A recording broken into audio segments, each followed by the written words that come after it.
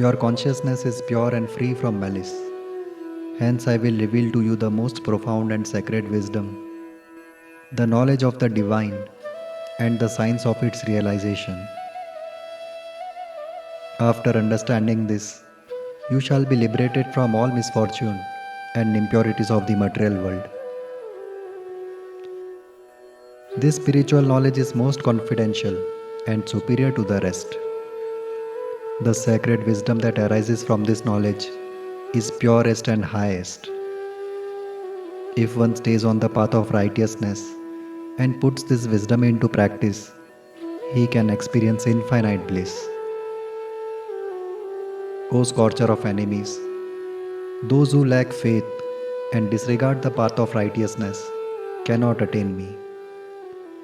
They remain bound in the cycle of birth and death, trapped in the worldly existence. In my unmanifest form, I pervade this entire universe and sustain its expansion. All beings exist within me, but I am not confined within them. However, upon manifestation, living beings do not rest in me either. Behold my divine opulence. Although I am the Supreme Soul, upholding all beings, nourishing and sustaining them, I remain beyond this creation. I am not a part of this cosmic manifestation. Rather, I am the source from which everything in this entire cosmos emerges. Just as the vast wind, blowing everywhere, rests always in the sky, similarly, all living beings rest in me. O son of Kunti, at the end of a cosmic cycle, all beings merge into my primordial material energy, and at the beginning of a new cycle, I manifest them again.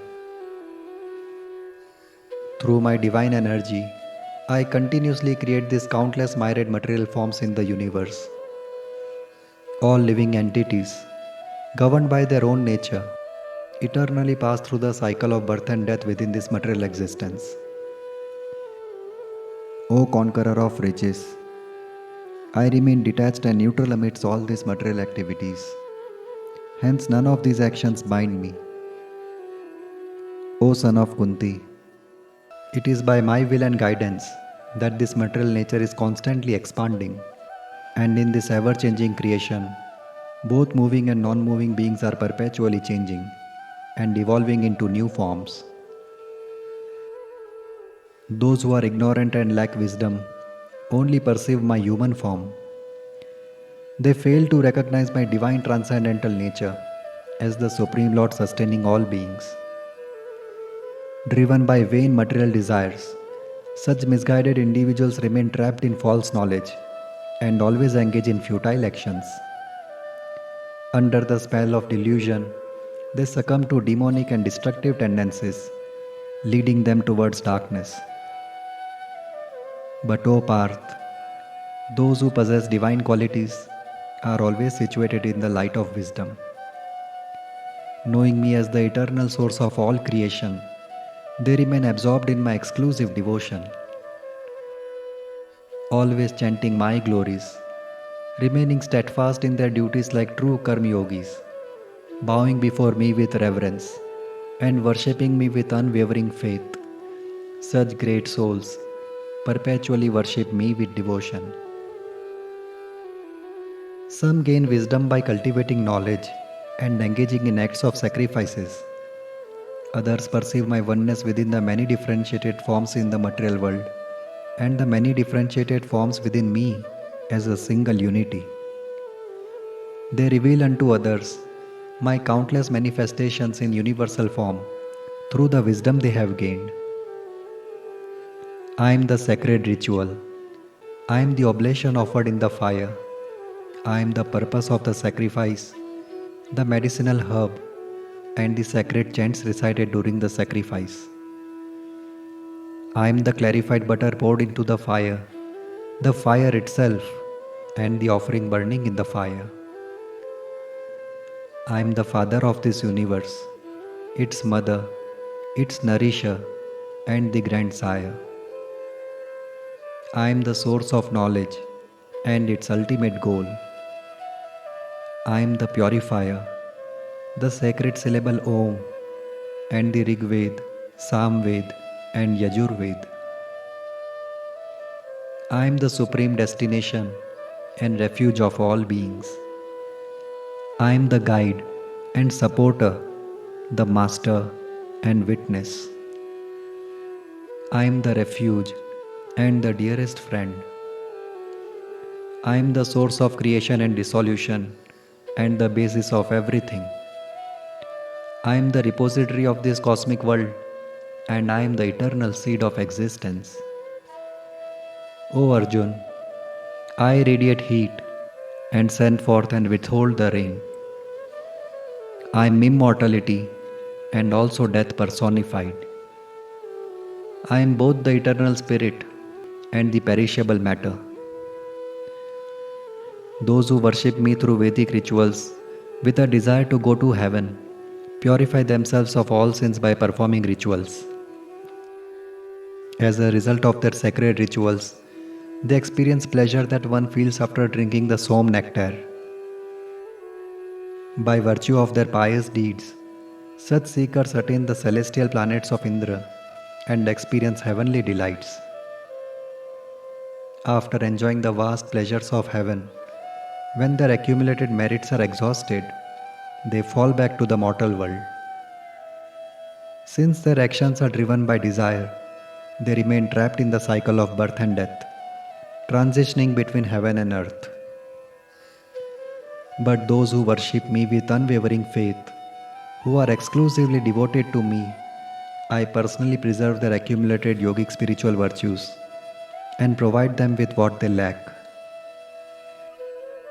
O son of Kunti, those who worship other deities are actually worshipping only me. However, the faith of their worship is misdirected.